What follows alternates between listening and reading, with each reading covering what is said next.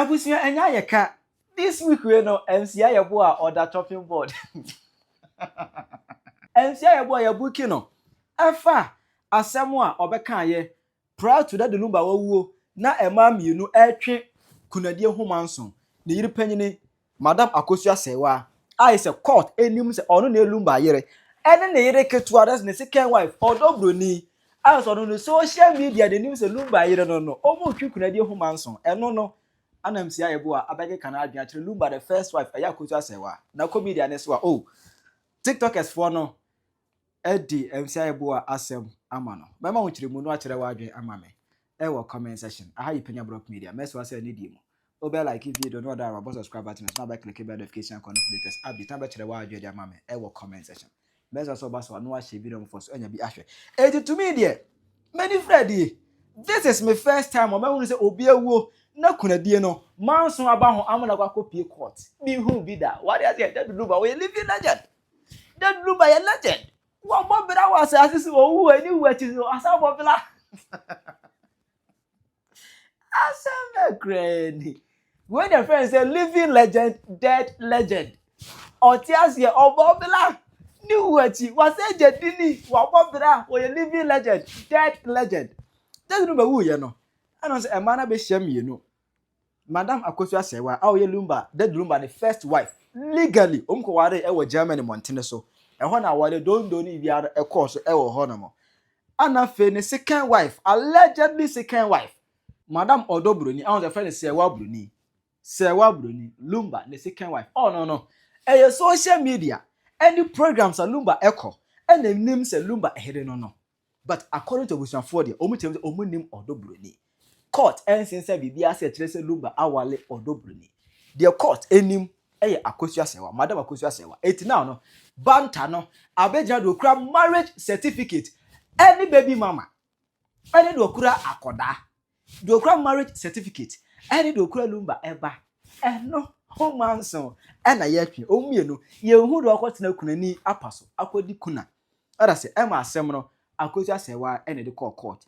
E say court emfa ohye ento Odobroni say wonyai se ordinary abon ho safo hene ene nam edi tunu say Lumba kunani wonyai sa ansem de ka court enhye Odobroni man nya sa ansem de keka wonyai ka eno ana Mc Yaa Yeboah Saturday twam ye no oba United Showbiz eso ene no so be wo bo na adwene e kire Madam Akosua Serwaa aye de Lumba the first wife Akosua Serwaa oba wo bo na adwene pa chen say mami bie bo mami ye bayifu wo kire no ho eye na aba adenti na wo de asem akokot amakot e de injunction abeto de Lumba mu a na yiye so ama say ugu de Lumba kura animu ase Mc Yaa Yeboah wo na adwen e kire Akosua Serwaa e kan ya kura beture so no onyi kura ni onyi se Lumba kura wala Akosua Serwaa onyi ni se Lumba kura wala obi kura wa Germany on trust on believing in that statement onyi ni what I say e ma hokura no anodedu e ke kan na din kire Mc Yaa Yeboah kakra ono ne crash kakra da we comedian ne so a TikTokers for no enya asensan yase TikTok Akosua Serwaa branch Oko TikToker Akosua Serwaa branch aye na dofo omo start any Mc Yaa Yeboah abe class na weni nsem a omo eka Mc Yaa Yeboah de oye de o kind one kan ye kura woman wa bro wa bere busa ho se wo a ka be yo da enya Odobroni nko nipa bebre oni bebre atwempra wa bere wate ti mamo hye maame na reho kura Odobroni ko atwen de ye gina na chi dindindindinde aje se wa wo wale na wonim se de memate wa di maame na ni papa etu ko atwen de ye gina na chi ye do ba twia na ati se ten ati wa Mc Yaa Yeboah who said ne Arnold amo aye jimifo on say Arnold akasa ama opie hu se wonim nyansa Mc Yaa Yeboah eya o se kasantiantemu ene se wanya console esi wanim a che se wo kasa nintino eya o se wonim die no is above every wife and I say obia wawari and putting into this situation. Most of you mudi nkrofo kunu na chinti. Eya will say, we me say, ye, any asem. Odobro ni no nya huntuo, but ye, any asem. Onse na ni abre. A o pray japade. O pray de o de behwe ne market one. So ahu, yes e wiase. Se wo fiti preko epa osia moja eneba. Amachi de ne kan. And also fiti preko pe. Ana ututu mika kofa ahinche sha.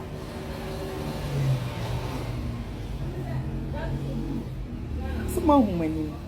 Now after court issue we no e be a president ada. Next time ko to obi ni ne kunu. Ana so obi tro no wo yire ti baby na wo awunim se ne yiri onyan wo court ma. Wo ne be ma no wo bet na be ma ne konso make sure so akoja ene we. Anyway about it now that the Lumba had every time in this world. Now say not that the Lumba person jai Akosua Serwaa. Not that the Lumba person court na ewo German hono. Ochicha na nkrate mu a. Na owo every time. No owo every time. But because say na odo ba nti. Omo obi mehuhu na daachi.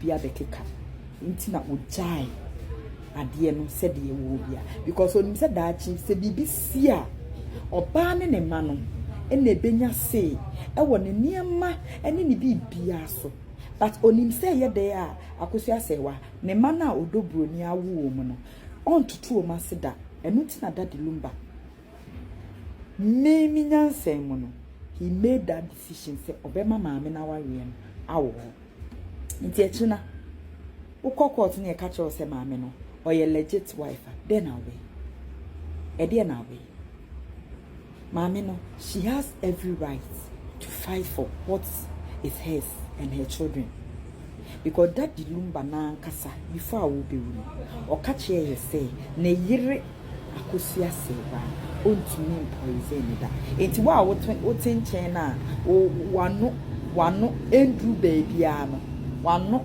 endru baby ano una obeka otherwise atre maame no abobra o maame no nkodi obi ekunechi e na obepekuna o se bema no aban kratem wone ne da so give her that respect and also so is that hard and then also so watomra we too know Mc Yaa Yeboah Tia break so why now nyo bia why tia break so now unyo bia radio stations na abafu na ka wo enyo na ka wo so okotena sa eyi ne so ekasa eneti ola men as men who even are polygamous say polygamous men na omokomo polygamous.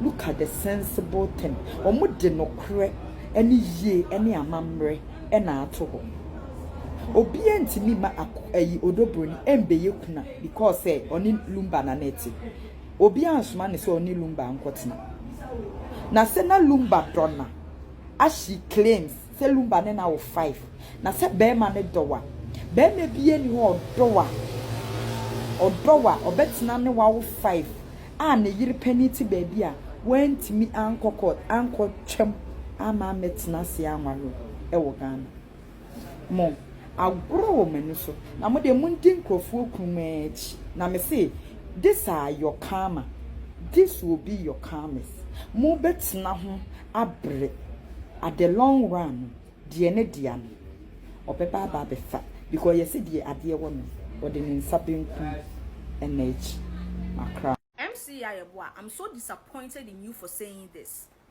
This thing. What is this thing about? Mina me kuna kuna no we are sebio we fear na yedi biba be ka ho ana. What am I say? If it has to do yesterday on United Showbiz there, Mc Yaa Yeboah, educated person like you don't see the importance of widowhood rights. Talking about we kuna no edimfie ni become unfie hu anase no ema we liposuction. How? Just look at this talk. Mc Yaa Yeboah yesterday, hi, I was so disappointed in you. we don't have to trash talk marriage. Our real legally courts. And a woman says soon in fast, so then also one country will be an a man who will be uncle to train and a man will be uncle to train and Panobia, yen a foot to fry in a moo. Shall person to chom plan and found was a court marriage moo. Hi, yesterday I was so disappointed in Mc Yaa Yeboah. Oh, my favorite or my oh God, say Mc Yaa Yeboah, watching one no sign. Guys, let's watch. Comparison now, me no. Message for some more. Yes. Hey. It's good. No, I mean, it's good. And Vida, you were busy talking about legacy. Ha. And some people are also saying legacy. And some also boss asked something to say, and as I'm with you here, and I was seeing young crowd that Lumba and then a legacy. I was seeing some way in area and saying your competitive baby in a legness. Osa sister bi na asga no akotena UTB hona wanim tun sa ponche be man wo wagimi pa wate wonnim nyansa wo ya boa dentina sata mama masewa wa fa ma bontin san oprega edge ni ku na ya wawu ana fe na wo betwe yefu hu manso enti onko no afu no kwase aba wona koyi fu no na kono awe aboa ademu onwale da enti wonnim sene awale sitie kwase aba aka de sasem no ba bontin ye begu ni kwani mu ase ka wa besa ye wonim se bini asa ba ba tra hono mo edi na dem mo sa wo pregan sa mo do ho ankwani no onye kwani binne enya ne china adechie ka ho. How dare you people say oni ni media wono fra kontrom koni kunfia ono na no aduane esiesie edam ema mama Akosua Serwaa akoda no oprega oni ni meye kuna wo jimi wate moa ademu munyina no enkrofo kunum na mo ne o mawo kwasiafo adentira wa sata ma ni kunyale na wo hefa kra no kasa hweye last one ya me de ma wunye se wo Mc Yaa Yeboah mami ya na ye de frɛ no mami ka asɛm kyerɛ wo queen me ma bonten emba me ade kwa me nim ye no edi nkyene ani mako e ka asɛm a eye ho na tete oguma me busua nanim ase ho da bi no me na omo totoma ne ye no eno na menti ase makiri ba ne papa kwere gina mu mama chiri ba wo Germany enne minka enni me wo fa chiri enwa chinye ne papa na di machiri ba kwa ba Germany kura no mame enni 6 months ne papa ne tria me kua ne play ticket e ma de baye se me boa hu enne me dan awurade ma de punch me me na me kasa fem we a kire wo ne wo fa kwasi ya boa hu wo tin so ntoso to fem a obi nka bi because me wo fa no bu ne ho aya kura ne papa no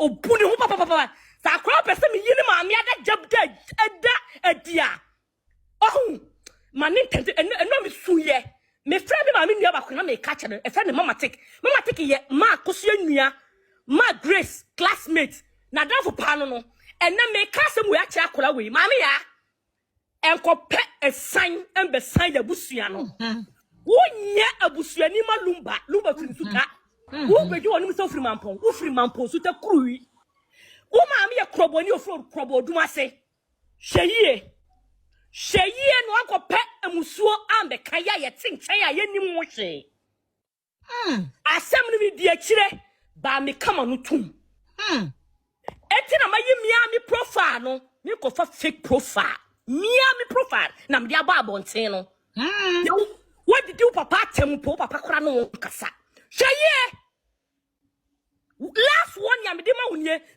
ema krofo ema buye nua ja de wo ma me de ya me na nyina de wo ma me ye no wagira bonti so nya me de baba wonten hweye no me say de asem yesi aye de aye so na ja ye be ya so ye ni wa no frim na ye wo emma konfefe wo ma 12 dumienu emu awu me ma me awu 1994 emu awu me na wu 2013 emu oya no me a wo twema ye enam ko gya na bi so ena ne papa busuafo mebre ne papa busuafo de ma Akosua fa mo mbefa wo bi me to kra me ma wole kra se mente ase ye Oh. Uji no me abegu yeso. Frida, wa ma me bra wo Frida. Uji no me abegu yeso. Akra we showbiz na be ya yo showbiz. Ye busua ni film. Ye busua no e film wo papa busua ye nye ye hwe because me ofo obu ne ho. Me ofa nkasa. Ene me kasa kwa misu me ofa onkasa. Me ofa kwasi ye bo a onkasa. Me ofa kwasi ye bo a onkasa. Ba kra iji no me breye. Oji no me breye we fie. Wo ma me kra ma nka wo papa busua kwa na o mo ka. Ma me das. Yeah, ready. Obia Mc Yaa Yeboah tea ni tea ni bi we waso na sem na me ba be ka no ni tea wo so obi ntimi convince wo da ese na daddy Lumba e ware maame Akosua Serwaa de a me address wo ne ese maame Akosua Serwaa daddy Lumba enye kula not ana odi ku hu Akosua Serwaa busuafo ana enye snap baako a ye feni bi hume ana odi ku hu na busua wo ware na mamre kwan so ene nkrata kwan so ntu ni ma me ka kire wo uni mu nyansa nchen de Lumba na last year no address poison issue no ko ho kwan so kasa me yire dada so kasa me yire amaware no is that Lumba ni musani anu hu ana di ko ja ware ana ware no ware ne yire no enkata kwan so ka ho ana mane ne amamre so ye dai e ka ho ebi so bi ntimi convince wo dia ene wo show na Akosi aboaje ye no predusua ne yi wo tan firu mu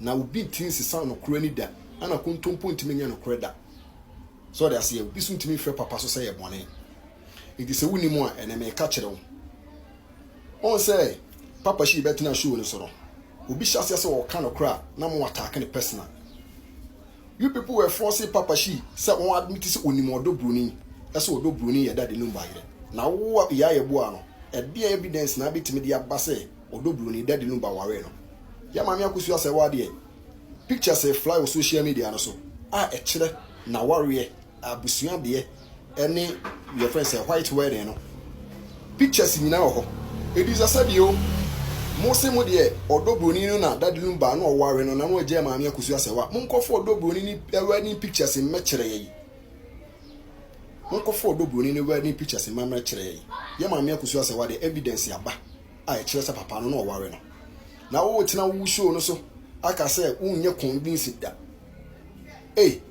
na maami ye kogya no na wodi mu tintima ana ye kogya no so wo ho evidence so a fabra ye mu bi de maami Akosua Serwaa de se wo address ni issue no na wan ka no kwan pa so a ye so ye beba mu ho no kre ye attack obi o ye ntan obi o be pese no kre no mu gitum na mu hunu se maami no wabre na mo twetwe ne sere ne abasa no mo ntera ba bi e woduru no asa na mo sere ti Yaa Yeboah message we come unimu a papa no okusu ware na yire ti ene ye be hyewa maame no no na kuna no so wede oye ti ye be ye oya tryem ubetu achire wadwe amame e wo conversation we kure mu no Akosua Serwaa be trend odo bro ni be trend na MC Yaa Yeboah de obe trend as go bi na ebi se asem mpedipa dipa ene pe ne ho asem chire wadwe mame e wo comment section aha yi Penyah Block Media.